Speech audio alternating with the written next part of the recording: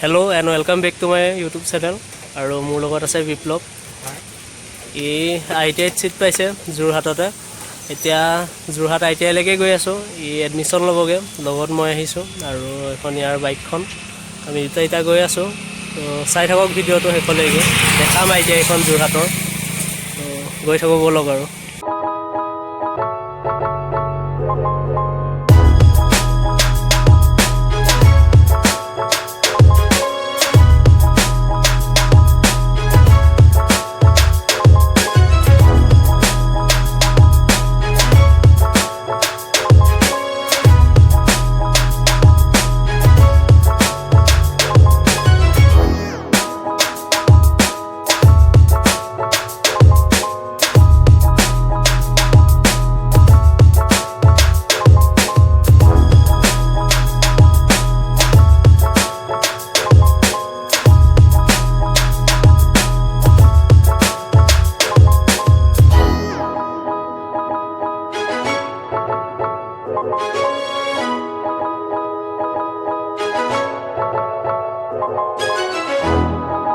তো আমি পাই গলোহি যোৰহাট ITI। এখন ITI 1947 চনতে স্থাপিত কৰা হৈছিল। তো এতিয়া ভিতৰ ভাগলৈ সোমাই যাওঁ।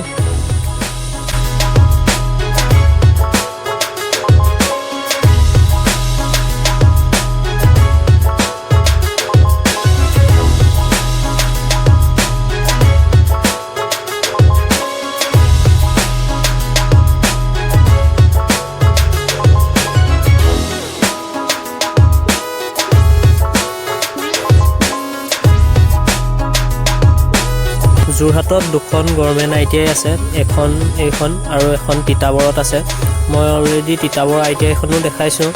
তো ডেছক্ৰিপশ্যনত লিংক আছে, যোনসকলে তিতাবৰ ITI এখন চোৱা নাই চাব পাৰে। তো এই যোৰহাট ITI খনত অল টোটেল 24টামান ট্ৰেড আছে নি। তো SCVT NCVT দুইটাই মিলাই।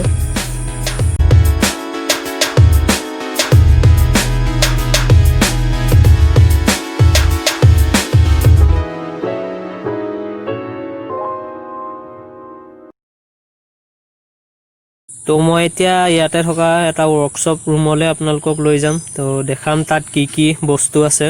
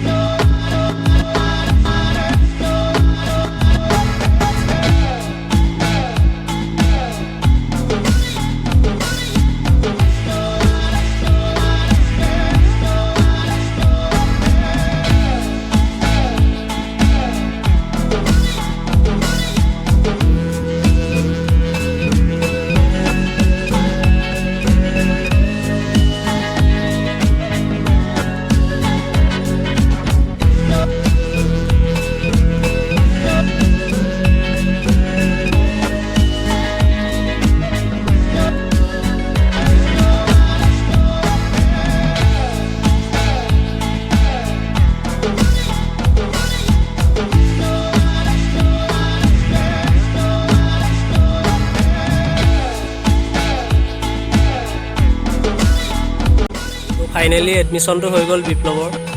আচলতে অনলাইন কৰিব লাগে, তাৰপৰা তেনেকুৱা দুটা অপশ্যন থাকে, এটা ফ্ৰিজ এটা আনফ্ৰিজ। তো ফ্ৰিজ কৰিলে সেইটো ট্ৰেডতে পাই যাব। ট্ৰেড আপোনাৰ চিলেকশ্যন হয়, কাউন্সিলিং হয় ট্ৰেড চিলেকশ্যনৰ। তো পিছত আকৌ মানে ট্ৰেড বেলেগ চিলেক্ট কৰিব পাৰে। তো আনফ্ৰিজ কৰি থ'লে আকৌ পিছৰবাৰ আপোনালোকে ট্ৰেডটো বেলেগ এটা চেঞ্জ কৰিব পাৰে। SCDPT পালে আপোনালোকে NCPT চিলেক্ট কৰিব পাৰে, তেনেকুৱা সুবিধা থাকে। তো গোটেই ITIখন দেখালোঁ আপোনালোকক আজি। এইখনে ITIখন। আৰু অসমৰ ভিতৰত বেছি ট্ৰেড থকা ITIখনে হৈছে যোৰহাট ITI। এখন বহুত পুৰণি, মই ক'লোৱে কেতিয়া স্থাপন কৰা হৈছিল এখন ITI।